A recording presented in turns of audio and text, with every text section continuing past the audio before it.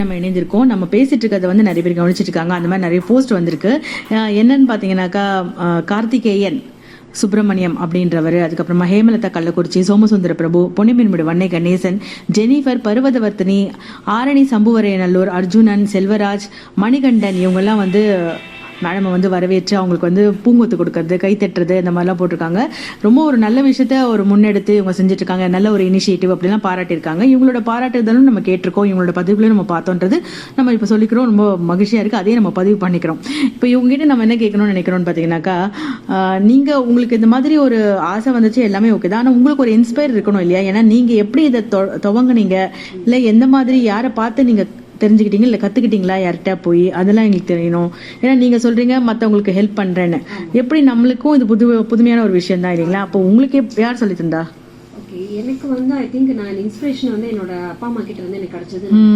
என்னோட சைல்ட்ஹுட், என்னோட சிறு பிராயத்தில் வந்து நாங்கள் இருந்த வீட்டில் வந்து நிறைய மரங்கள் உண்டு. ஸோ அந்த மரங்கள்ல இருந்தே நிறைய இலக்குப்பெல்லாம் வரும். இதோட சேர்ந்து நம்மளோட அந்த காய்கறி கழிவுதையும் சேர்த்து ஒரு ஓரக்குழி போட்டு தான் பண்ணுவாங்க. கார்டனில் நிறைய இடம் இருக்கும், சாயில் ஸ்பேஸ் இருக்கும், மண் இருக்கும். அந்த மண்ணில் ஒரு ஓரமாக வந்து ஒரு ஓரக்குழி போட்டு அது மக்க அது உரமாகி அதுதான் எடுத்து மற்ற மரங்களுக்கெல்லாம் போட்டுட்டு இருந்தாங்க. ஸோ எல்லா மரமும் இருந்து நான் பார்த்து வளர்ந்துருக்கேன். உங்க ஊர் எது? உங்க பேரண்ட்ஸ் எங்க இருந்தாங்க? தூத்துக்குடியில இருந்தாங்க. நான் தூத்துக்குடியில் தான் பிறந்து வளர்ந்தேன். ஸோ அங்க வந்து பாத்தீங்கன்னா மாதுளை, சீதா, கொடுக்காப்புளி, வேப்ப மரம், முருங்கை மரம், பப்பாளி, மாம்பழம் எல்லாமே இருக்கும் உங்க வீட்டை சுத்தி, எங்க வீட்டை சுத்தி. ஸோ அதனால அது எல்லாமே இவங்க போட்ட அந்த காய்கறி கழிவு ஓரத்துல இருந்தும் இந்த இலை ஓரத்துல இருந்து தான் வந்தது. அது வந்து எல்லாருக்கும் நாங்க ஷேர் பண்ணியிருக்கோம். ஸோ அது ஐ திங்க் எனக்கு அது உள்ள இருந்ததுன்னு நினைக்கிறேன். அந்த தாக்கம் வந்து உள்ள இருந்ததுன்னு நினைக்கிறேன்.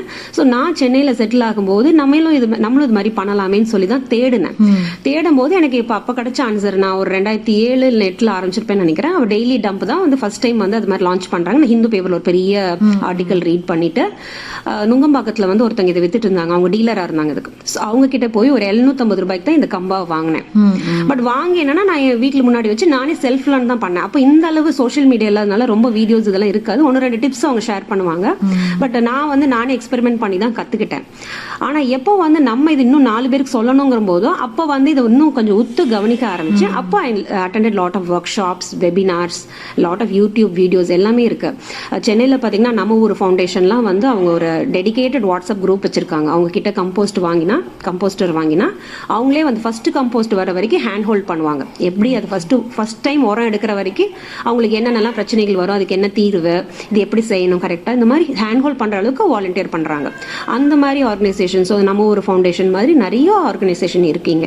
அவங்க கிட்ட நம்ம வந்து கான்டாக்ட் பண்ணி இதை வாங்கி நம்மளே யார் வேணா இதை செய்யலாம். ஓகே, ஸோ நீங்க கத்துக்கணும் போது நீங்க ஒரு ஒர்க் ஷாப் அதை அந்த மாதிரி கத்துக்கிட்டீங்க. ஆனா ஃபர்ஸ்ட் உங்களுக்கு இன்ஸ்பிரேஷன் இருந்தது வந்து உங்களுடைய பெற்றோர்கள் தான். சோ அவங்களுக்கு தான் நீங்க நன்றி சொல்லணும். ஏன்னா நீங்க சின்ன வயசுல பார்த்த உடனே தான் நம்ம மனசுல என்னைக்குமே இருந்து அதுதான் வந்து நம்மள அந்த ஒரு விஷயத்தை நோக்கி தான் நம்ம நகர்த்துது இல்லைங்களா? அதை நம்ம உங்க விஷயத்துலயும் ஒரு உண்மையானதை நான் பாக்குறேன். ரெண்டாவது வந்து இந்த மாதிரி நீங்க பிரிச்சுட்டீங்க அப்படின்னும் பொழுது அதை நீங்க யார்கிட்ட கொடுப்பீங்க? ஓகே, சோ மறுசுழற்சி. ஆமா, சோ நம்ம 3ஆ பிரிச்சதுல முதல் வந்து அந்த ஆர்கானிக் வேஸ்ட்னு சொல்றோம், அந்த மக்கிற குப்பை, அது வந்து நம்ம கம்போஸ்ட் பண்றதுக்கு என்ன வழி பண்ணணும்னு சொல்லிட்டேன்.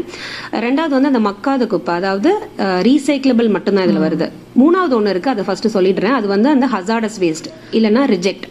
இதுல வந்து இது வந்து மக்காத குப்பை தான், ஆனா இது வந்து டேஞ்சரஸ். என்னெல்லாம் இருக்கும்னா, நம்ம யூஸ் பண்ற சானிட்டரி வேஸ்ட், நாப்கின்ஸ் ஆகட்டும், இல்ல வந்து டயப்பர்ஸ் ஆகட்டும், இல்ல பெரியவங்க யூஸ் பண்ற diabetic needles, sharp items, blades, razors, அந்த மாதிரி. இல்லைன்னா நம்ம யூஸ் பண்ண டிஷ்யூ, மாஸ்க், நம்ம உடம்பு மேல யூஸ் பண்றது எல்லாமே வந்து இந்த ஹசார்டஸ் வேஸ்ட்ல போகணும்.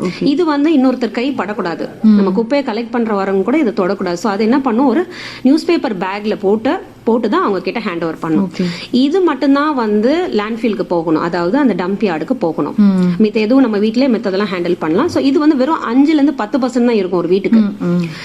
ஸோ மித்த இருக்கிறது பாத்தீங்கன்னா அந்த ட்ரை வேஸ்ட் வந்து 30%. அதுல வந்து இந்த ரீசைக்கிளபிள் வேஸ்ட் ஃபுல்லாவே வந்துடும். இது எல்லாத்தையும் வந்து ஹேண்டில் பண்றதுக்கு சென்னையில வந்து நிறைய டோட்டல் வேஸ்ட் மேனேஜ்மெண்ட் கம்பெனிஸ் இருக்காங்க.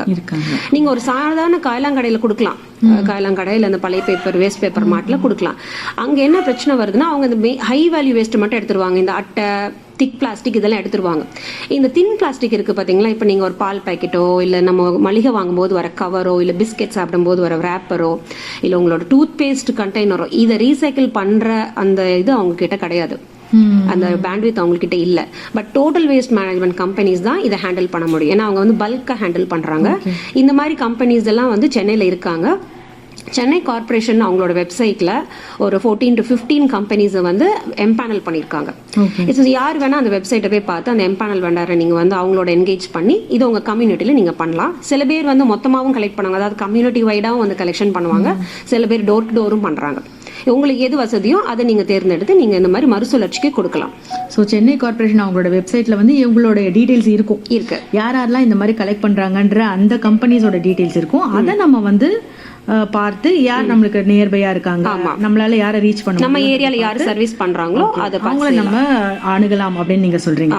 ஓகே, நல்ல விஷயம் தான். நீங்க சொன்ன மாதிரி எல்லாமே நம்ம காயெல்லாம் கடை ஏதோ ஒரு நம்ம வீட்டை விட்டு நம்ம போட்டுடுறோம், அப்புறம் அது எங்க போகுது அப்படின்றது நீங்க எந்த வேஸ்ட் பேப்பர் மாட்டோட பேக் சைட்லயும் போய் பாத்தீங்கன்னா இந்த பிளாஸ்டிக் இருக்குல்ல, இந்த தின் பிளாஸ்டிக் வந்து அங்க சுத்திட்டு தான் இருக்கும், இல்ல தெர்மோகால் இருக்கும். இதெல்லாம் அவங்களுக்கு வந்து அவங்க தூக்கி டஸ்ட்பின்ல தான் போடுவாங்க. கரெக்ட். அது டஸ்ட்பின்ல போட மாட்டாங்க, எங்கேயாவது ஒரு வாட்டர் பாட்டிலையோ ஒரு ஸ்டாம் ட்ரெயின்லயோ போட்டுருவாங்க. அதுதான் பிரச்சனை. அது லீக் ஆயிடும், எல்லா இடத்துலயுமே லீக் ஆகுது. அதான் பிரச்சனை. சோ இந்த மாதிரி நீங்க பிரிச்சதை இவங்க உங்ககிட்ட ஹேண்டில் பண்றதுன்றதையும் நாங்க தெரிஞ்சுக்கிட்டோம். இன்னும் நாங்க என்ன தெரிஞ்சுக்கணும்னு நினைக்கிறோம்னா, நீங்க ஒரு ஃபேன்சி நேம்ஸ் எல்லாம் கொடுத்துருக்கீங்க. அதெல்லாம் என்ன அதெல்லாம் எப்படி வந்துச்சுன்றத ஒரு பாட்டுக்கு அப்புறமா நம்ம கேட்கலான்னு இருக்கோம். இப்ப நம்ம கேட்கலாம்.